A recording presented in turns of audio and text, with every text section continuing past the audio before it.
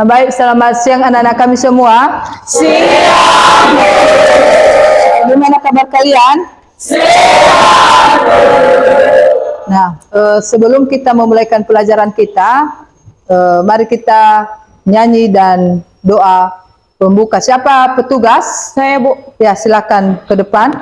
Syukur hanya bagi-Mu Tuhan.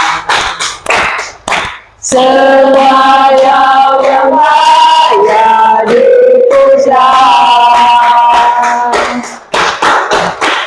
Soraklah, haleluya, haleluya. Allah Bapa yang berkata di dalam kerajaan surga, ya Bapa, kami kembali mengucap syukur kepada Bapa, di mana Bapa dari tadi hingga sampai sekarang ini Engkau telah menolong dan memberkati kami. Tuhan Yesus, hanya inilah doa anakmu yang singkat ini, hanya kepadamu kami berdoa dan mengucap syukur. Amin. Amin. Silakan duduk kembali. Alvin Saputra. Halo. Andika. Halo. Aprianus. Halo. Si Suci sakit ya? Ada tadi surat keterangan ya, sakit. Nah, baik, yang hadir hari ini ada 19 orang, satu sakit. Sebelum kita masuk pada pembelajaran yang baru, maka Ibu akan mengingatkan pelajaran kita minggu yang lalu. Apa itu? Kasih kepada sesama. Ya, kasih kepada sesama. Ya, yang artinya kasih itu bukan hanya pada diri sendiri, tetapi juga kepada orang lain, termasuk orang tua, sahabat, ya, saudara, dan lain sebagainya. Dalam pembelajaran kita hari ini tentang dewasa dalam segala aspek, maka Ibu akan membacakan apa tujuan dari pembelajaran kita hari ini. Ya, tujuan pembelajaran kita adalah menjelaskan arti dewasa dalam keenam aspek perkembangan. Yang kedua, memahami betapa pentingnya menjadi dewasa dalam setiap aspek perkembangan. Seterusnya, menganalisis pertumbuhan diri dalam tiap aspek perkembangan. Kemudian, mengkritik perilaku yang tidak mencerminkan kedewasaan. Dan yang terakhir, tujuannya adalah memiliki rencana untuk bertumbuh menjadi dewasa, menjadi semakin dewasa. Nah, sebelum kita masuk pada materi selanjutnya, Ibu akan memberikan suatu pertanyaan. Ya, pertanyaan ini siapa nanti anak-anak kami yang bisa menjawab, tunjuk tangan dan silakan berdiri. Ya, yang pertama, apa yang dimaksud dengan kedewasaan dalam perspektif Kristen? Siapa yang bisa? Saya, Bu. Ya, silakan berdiri. Menurut saya, kedewasaan dalam perspektif Kristen itu merupakan kedewasaan yang tidak hanya dilihat dari usia atau pertumbuhan fisik, tetapi juga dilihat dari spiritual dan karakter. Menjadi dewasa dalam iman berarti memiliki pemahaman yang mendalam dan memiliki hubungan yang erat dengan Tuhan. Nah, baik, terima kasih. Menurut saya, menjadi dewasa dalam setiap aspek kehidupan penting karena menunjukkan kemampuan untuk bertanggung jawab, berpikir rasional, dan menghadapi tantangan dengan matang. Kedewasaan membantu seorang membuat keputusan yang bijak, mengelola emosi dengan baik, dan membangun hubungan yang sehat. Ibu akan memutar sebuah video media pembelajaran kita supaya anak-anak kami bisa mengerti. Di sini nanti ada penjelasannya apa itu menjadi dewasa dalam segala aspek. Terlebih dahulu kita akan membahas tentang dewasa dalam 6 aspek perkembangan. Umumnya, para ahli psikologi memahami perkembangan manusia dalam 6 aspek, yaitu fisik, intelektual atau kognitif, emosi, sosial, moral, spiritual, yang menggunakan Tuhan, merasa dikasihi Tuhan, bahkan bergantung pada Tuhan dan mengasihinya. Dewasa dalam identitas diri merujuk aspek ini. Akan tetapi, ini bukan pergumulan kamu sendiri saat ini.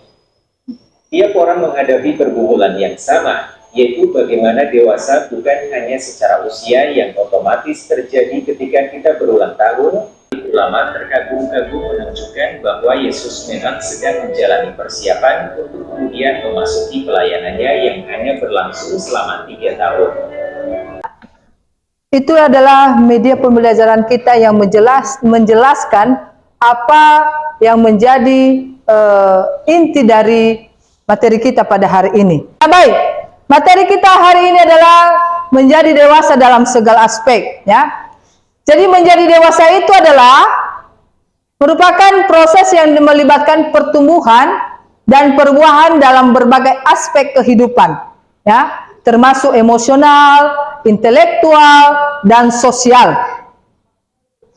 Secara emosional, kedewasaan ditandai dengan kemampuan mengelola perasaan, ya, memahami dan menghargai perasaan orang lain, serta memiliki kontrol diri yang baik. Kedewasaan juga berarti siap menghadapi tantangan hidup dengan bijak dan penuh tanggung jawab, serta memiliki rasa empati dan kepedulian terhadap lingkungan sekitar, ya. Jadi itu materi kita pada hari ini tentang kedewasaan, ya. Ibu sudah jelaskan apa saja yang menjadi penjelasan tentang kedewasaan ini, ya. Dari penjelasan ibu, ya, dari penjelasan ibu termasuk juga dari tanggapan atau jawaban dari teman-temanmu tadi, ya. Siapa tahu ada anak-anak kami yang jawabannya atau kurang puas dengan penjelasan ibu. Kalau ada yang perlu ditanyakan, ibu berikan kesempatan. Saya, Bu. Dengan ibu menyampaikan materi ini, saya punya sebuah pertanyaan, yaitu bagaimana cara menjadi dewasa dalam segala aspek? Caranya, ibu akan menjawab, ya. Caranya adalah kita harus memahami ke-6 aspek ini tadi, ya. Bisa bertanggung jawab, ya, tidak mudah emosi, ya kan? Bertanggung jawab pada diri sendiri, berpikir kritis, ya. Itu caranya. Artinya kita jangan hanya berpatokan kepada pemikiran kita sendiri, tapi kita juga memiliki beberapa aspek, ya. Yaitu aspek emosional, sosial, intelektual, dan lain sebagainya. Ada tadi 6 aspek. Jadi di situ kita bisa melakukannya. Dulu berdiskusi kelompok, ibu akan bagikan kelompok, ya. Kita ada kelompok 5 kelompok aja, ya. Kelompok 1, 2, 3, 4, dan 5. Silakan bentuk kelompokmu, ya. Silakan bentuk kelompokmu dan ibu akan bagikan LKPD-mu.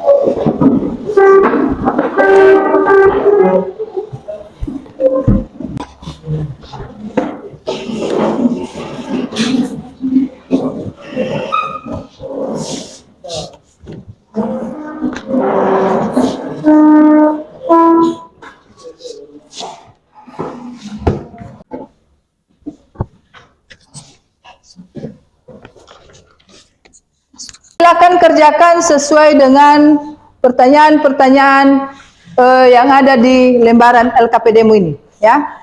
Ya.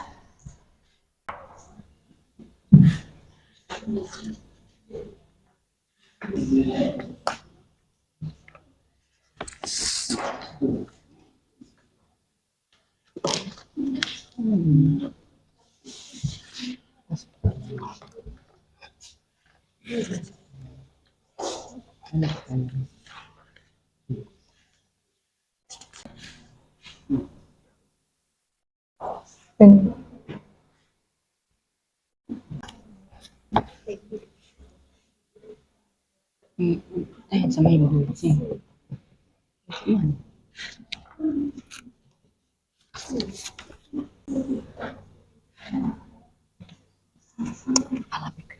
Ya, ini tambahkan, ya, tambahkan jawabannya itu, penjelasannya. Siap, ya. Kerjakan. Nanti ini ditulis, ya, ditulis di sini baru dikumpulkan, ya.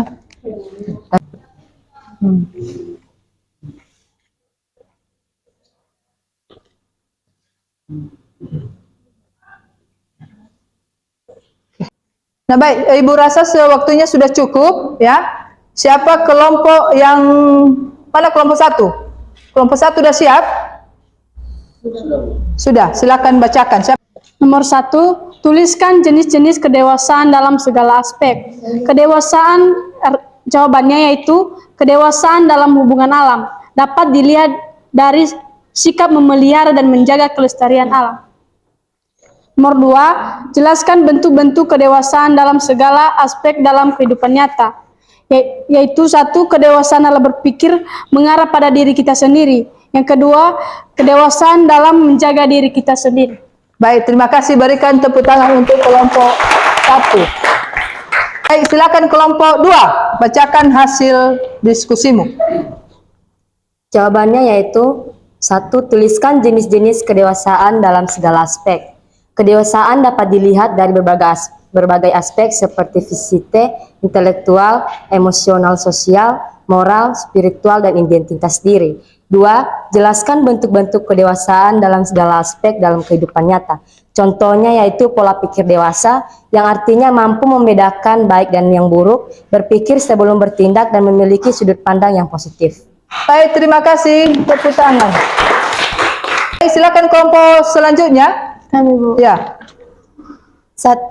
Tuliskan jenis-jenis kedewasaan dalam segala aspek.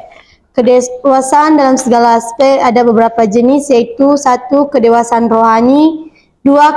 Kedewasaan dalam kehidupan sehari-hari, 3. Kedewasaan dalam hubungan dengan sesama, 4. Kedewasaan dalam hubungan dengan alam, dan 5. Kedewasaan dalam pemahaman terhadap ibadah. Adapun kedewasaan dapat dilihat dari berbagai aspek juga, yaitu 1. Aspek fisik, 2. Intelektual, 3. Emosional, 4. Sosial, 5. Moral, 6. Spiritual, dan terakhir identitas diri. Nah, baik, berikan lagi tepuk tangan kepada teman-temanmu. Kelompok masing-masing, ya. Saya rasa sudah cukup penjelasan, ya. Baik dari kelompok 1, 2, 3, dan 4, dan 5. Ibu ajak kita untuk ice breaking dulu, ya. Silakan dulu ambil handphonemu, ya. Buka. Ya, ada ibu yang sudah ibu kirim link, silakan bergabung di sana. Jadi di situ ada beberapa tes atau kuis, ya. Kuis silakan Anda kerjakan dulu. Nanti jawabannya kirim balik yang pada link yang ibu kirim itu, ya. Silakan kerjakan.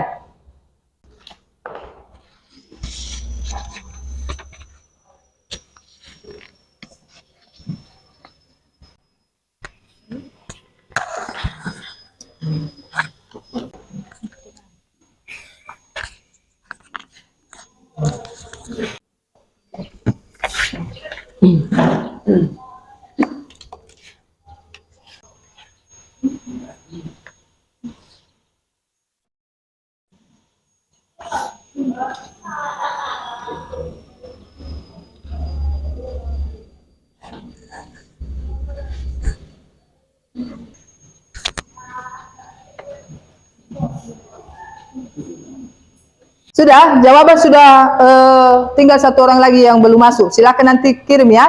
Ada soal evaluasi di sini yang objeknya ABCD, ya. Silakan kerjakan, nanti dikumpul langsung dengan LKPD yang satu, ya. Silakan kerjakan.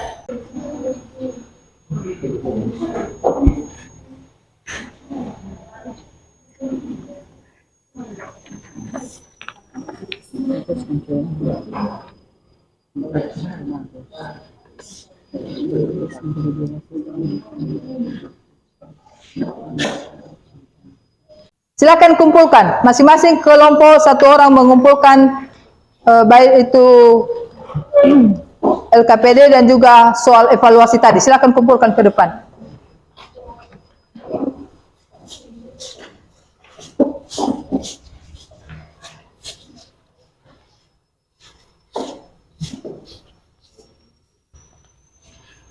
Nah, baik. Sebelum kita menutup pembelajaran kita hari ini, Ibu akan memberikan refleksi dari materi kita pada hari ini tentang dewasa dalam segala aspek, ya. Yang artinya dari penjelasan Ibu ini kita tahu bahwa menjadi dewasa itu bukan hanya dalam menentukan atau ditentukan oleh usia, tetapi juga oleh kemampuan mengelola berpikir, ya, kan suatu tanggung jawab, ya, yang sesuai dengan kemampuan kita. Itu adalah refleksi dari materi kita.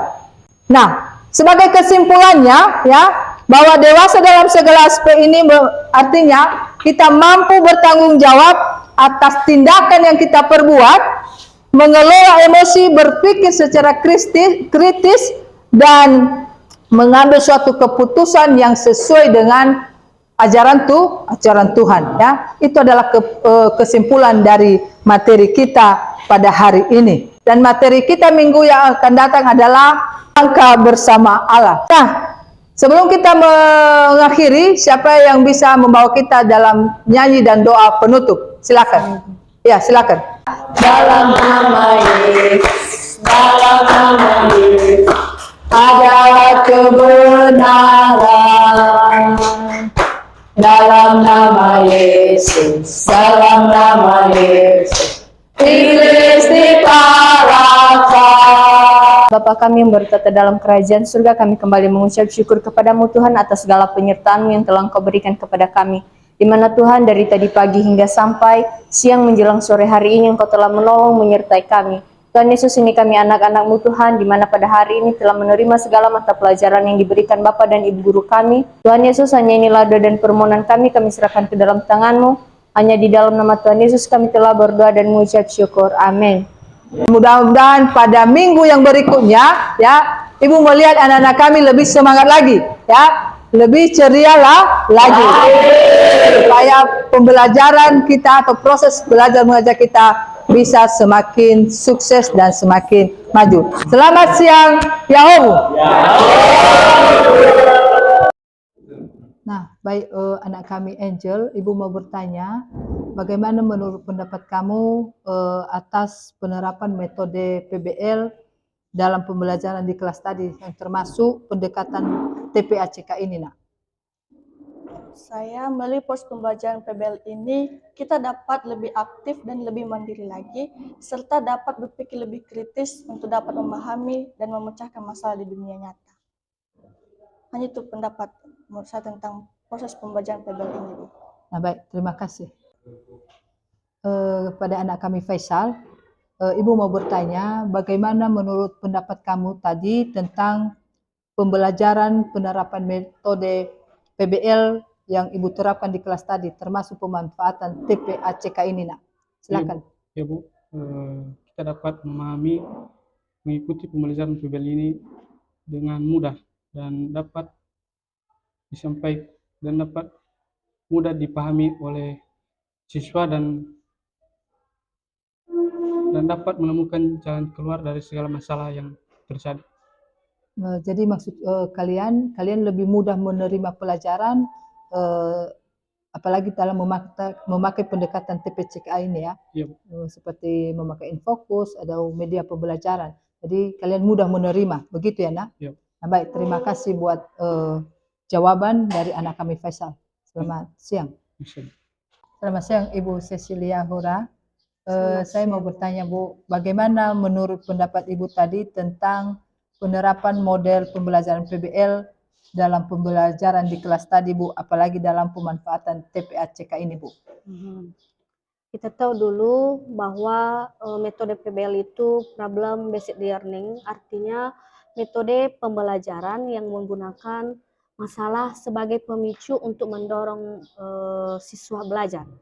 Jadi penerapan metode PBL ini adalah yang pertama dulu kita memberikan orientasi tentang permasalahan pada peserta didik. Yang kedua, mengorganisasikan bagaimana peserta didik untuk meneliti. Yang ketiga, membimbing menyelidikkan peserta didik serta secara mandiri baik maupun kelompok. Dan yang keempat, mengembangkan sekaligus menyajikan hasil diskusi mereka.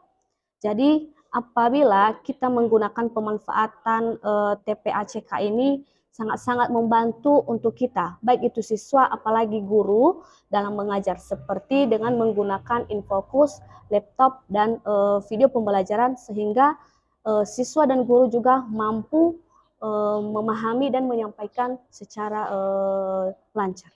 Terima kasih, Bu. Baik, Bu. Terima kasih atas pendapatnya. Selamat siang, Bu. Terima kasih. Iya, Bu. Terima kasih.